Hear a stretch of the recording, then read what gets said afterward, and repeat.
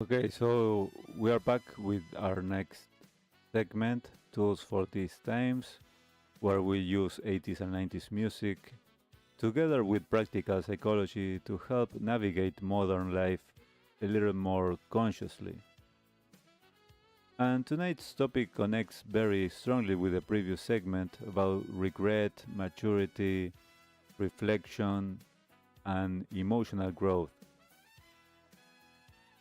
So tonight's problem is going to be dealing with self-destructive shame and emotional self-condemnation. You know, when the mind keeps replaying past mistakes, old relationships, things you should have said, things you wish you had done differently, and instead of learning from the past, that person becomes psychologically trapped inside it. And many adults silently live like this, not physically trapped, but emotionally trapped in older versions of themselves, replaying old guilt, old failures, old decisions, old missed opportunities, until eventually the mind starts believing, maybe I ruined everything. Maybe my best years are already gone. Maybe I missed my chance. And that's where healthy reflection slowly transform into self-distraction. So the first song that is going to be the problem song that reminds us about this problem I've just described is The Living Years by Mike and the Mechanics. And this may be one of the most emotionally powerful songs ever written about regret, because the song captures something very human, the pain of realizing certain things were never said until it was too late. And almost every adult eventually understands this feeling. Parents, relationships, friendships, lost years, misunderstandings. And then, of course, comes that devastating line in the song that says, I just wish I could have told him in the living years.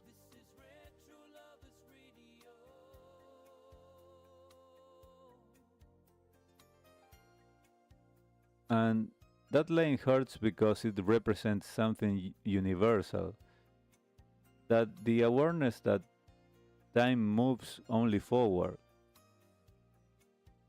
And psychologically, this is where many people become stuck because the brain keeps trying to rewrite the past emotionally. But human beings cannot psychologically survive if they permanently live looking backward.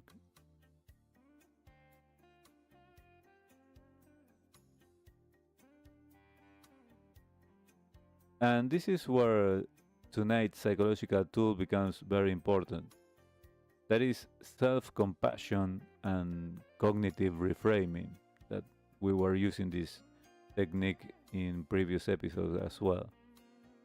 And this does not mean pretending mistakes never happened.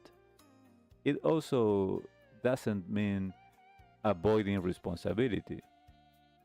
Instead, it means learning to separate regret from permanent self condemnation. And many people unconsciously believe that if I stop punishing myself, then maybe I'm excusing what happened.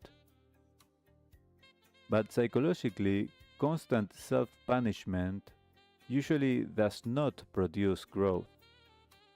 It often produces paralysis. So, one important technique here is this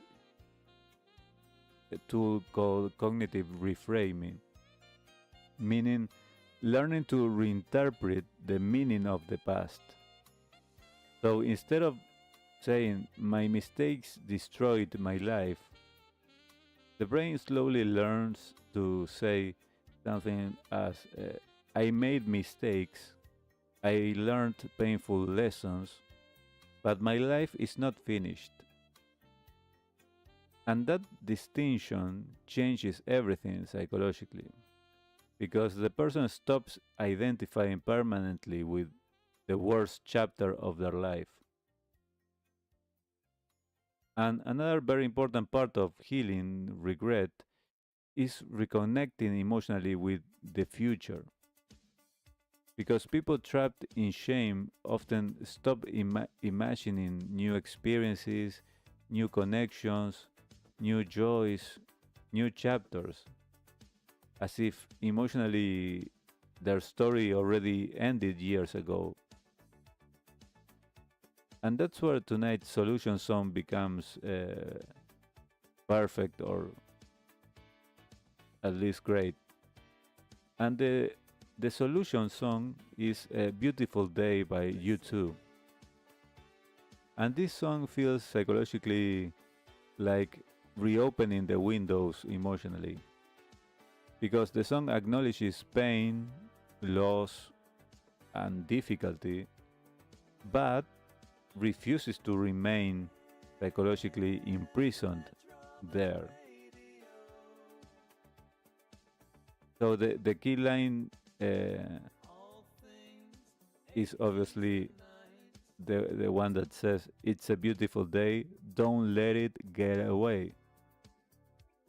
And that line perfectly captures tonight's psychological idea. Yes, the past matters, yes, mistakes matter, and yes, regret can teach important lessons. But life is still happening.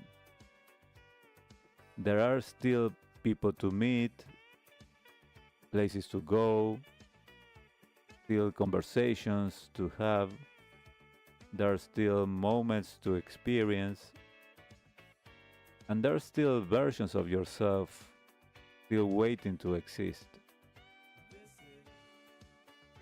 And many people become so emotionally focused on what they lost that they stop noticing what is still possible. And the real danger of regret is not sadness. The real danger is becoming emotionally convinced that your future no longer matters. And psychologically, that is what self-compassion tries to prevent. Not avoiding responsibility, but refusing to reduce your entire identity to that past pain. So to wrap up this segment, tonight's reminder is this: learn learn from the past, but don't emotionally move into it permanently. Because psychologically, human beings still need future experiences, future meaning, future memories, and future connection. And sometimes healing begins when people allow themselves to believe maybe life still contains things I haven't experienced yet. And that thought alone can reopen hope. Alright, everyone, so that's been tonight's segment, Tools for These Times. Learning altogether how to deal with regret using two songs to remind ourselves when we are falling into this thought pattern by remembering The Living Years by Mike and the Mechanics and those lines, every generation blamed the one before and I wish I could have told him in the living years. And then once we are aware that we have fallen into that uh, pattern of thought, then remembering you two beautiful day that remind us to avoid go the letting the day a new opportunity to go away, to rewrite our present in a different way to learn and grow. All right, so I hope this has been helpful in some way. Let me know in the comments. And I'm coming back to